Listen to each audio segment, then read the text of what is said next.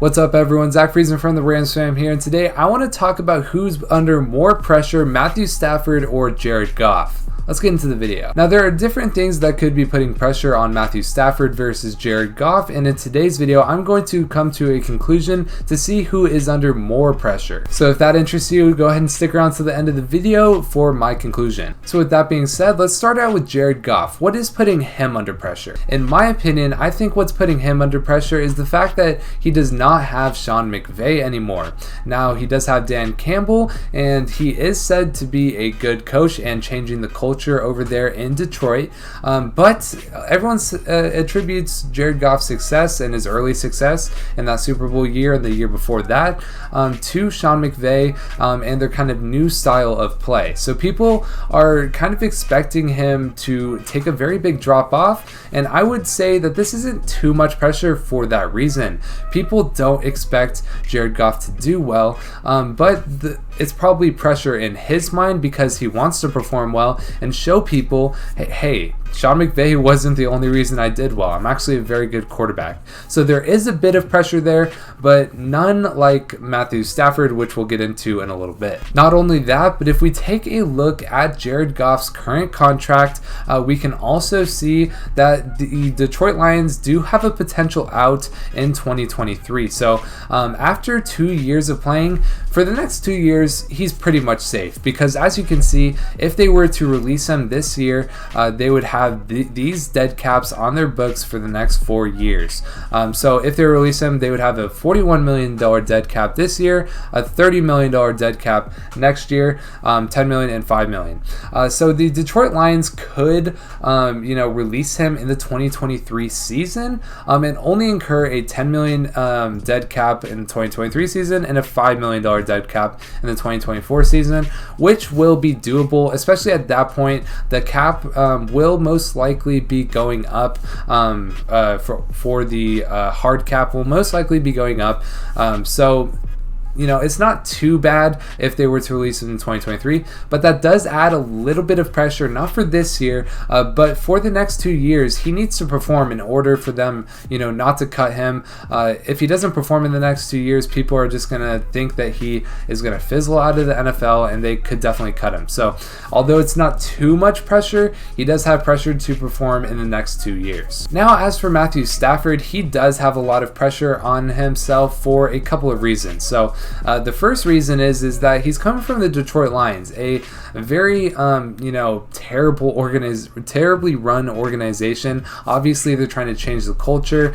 They did draft well after he left, but while he was there, it was a terribly run organization. So people are expecting him to take, obviously because he played well with the Lions, they're expecting him to take a massive step up and be at an MVP level this year, and that is kind of crazy because he hasn't played at an MVP level in all but like 1 or 2 seasons. People are expecting him to play at the MVP level, and he's only done that about once before, and I would argue that was about 8 to 9 years ago, or even 10. I can't remember. It was in his 3rd season. He threw for 41 touchdowns and 16 picks and 5,000 yards. So, I mean, that was a great year. They're expecting him to have that year, and if he doesn't live up to that, I mean, that's a lot of pressure to live up to those expectations, and a lot of people see this Rams team as a kind of Super Bowl or bust. So there's a lot of pressure there. Not only that, but you can see here that his contract does expire after 2 years. Now, this isn't as bad as Jared Goff because obviously Matthew Stafford will most likely, even if he just plays at a subpar level for the next 2 years, he's most likely going to get another contract, whether it's with the Rams or not, that's yet to be seen, but he will most likely get another contract, and he is pretty secure for the next 2 years, as the dead cap would be $23 million or $20 million if they were to cut him. So he's pretty secure for the next 2 years, just like Jared Goff, but no matter what, he has already done well in the league, so most likely, as long as he plays at a mid-tier level, and that's the worst case scenario in my opinion, as long as he plays at a mid-tier level, he will get another contract if he wants one.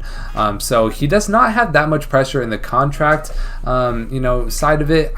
think his pressure really lies in he has to perform at an MVP level and take the Rams to a Super Bowl, or else it's kind of a lost year in a lot of people's eyes. So now, to come to a conclusion on this topic, I would like to say that Matthew Stafford has a bit more pressure in the terms of his play over the next over this year specifically, and the next year after that. In terms of getting another contract, however, I would think that Jared Goff has a bit more pressure to perform well, because Matthew Stafford has already proven himself over the last 10 years as a great quarterback, and as long as he plays at a mid-tier level, then he will be fine. If Jared Goff continues to not play well over the next 2 years, like his last year in particular, then that could be bad for him getting another starting gig in the NFL.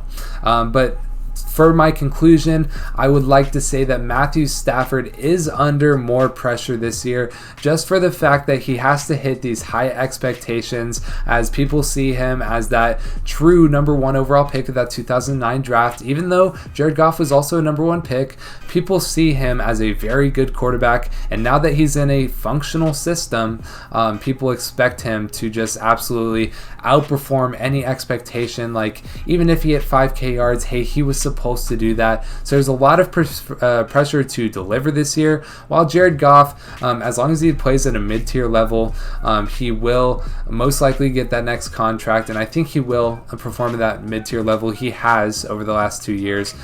People just hate on Jared Goff, and that's a story for another video. But to answer the question, Matthew Stafford is under more pressure this year than Jared Goff. But what do you guys think in the comment section below? If you guys disagree with me, you think Jared Goff is under more pressure, go ahead and leave that in the comment section below. But yeah, if you guys found any value, or you just like this content, then go ahead and leave a like and subscribe to the channel. I noticed we're kind of gaining some more subscribers after a little lull there. So thank you guys so much for subscribing. To everyone who subscribed, I'm going to be doing content all season for the Rams, so go ahead and subscribe if you're a Rams fan. But yeah, that's going to be it for today's video. Thank you guys for watching. My name is Zach. Hope to see you in the next video.